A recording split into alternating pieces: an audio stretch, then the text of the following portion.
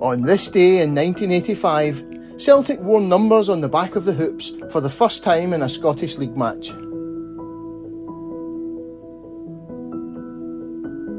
Celtic had been forced to wear numbers on the back of the hoops in European competition since 1975, but it would be almost another 2 decades before the Scottish Football League made numbered shirts compulsory.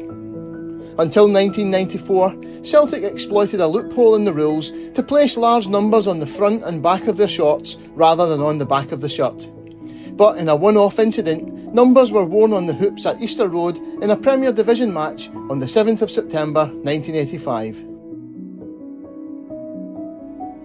The match was Celtic's second visit to Easter Road in 3 days, and the first, on Wednesday the 4th of September, saw them crash out of the League Cup on penalties after defensive frailties cost them dearly in a 4-4 draw after extra time.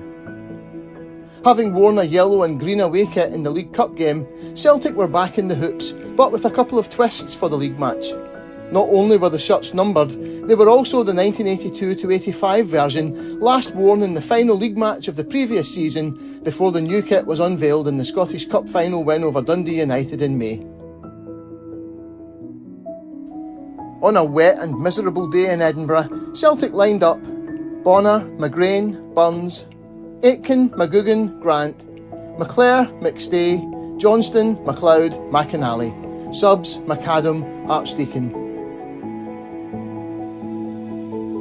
Any hopes held by the neutrals that this would produce a repeat of the midweek epic were dashed inside 20 minutes as Celtic surged into a 2-goal lead, inspired by the strike partnership of Brian McClare and Maurice Johnston, in September 1985, still the darling of the support.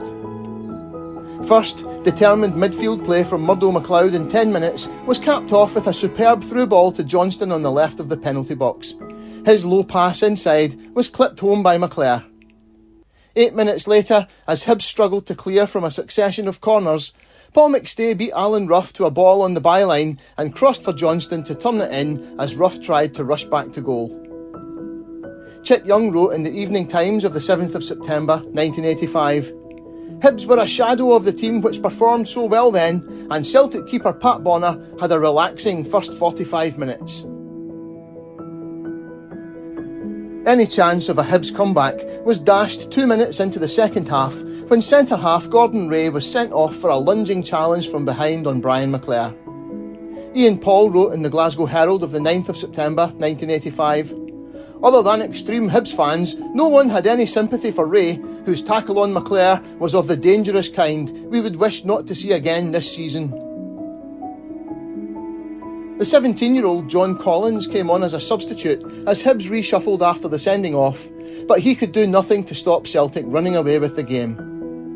Alan Rough looked to have a McClare shot from the right of the penalty box covered until Mark Fulton flicked out a boot and diverted it past him on 64 minutes, and substitute Owen Archdeacon followed up a Paul McStay shot that was parried out by the keeper to make it 4 on 79 minutes.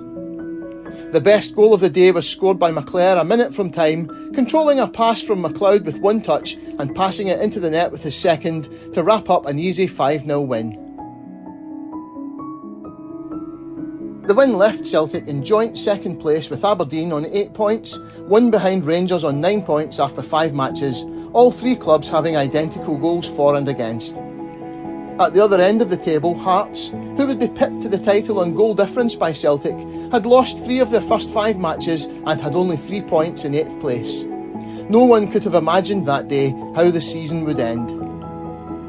As for the numbered and outdated hoops worn at Easter Road, no official explanation was ever given.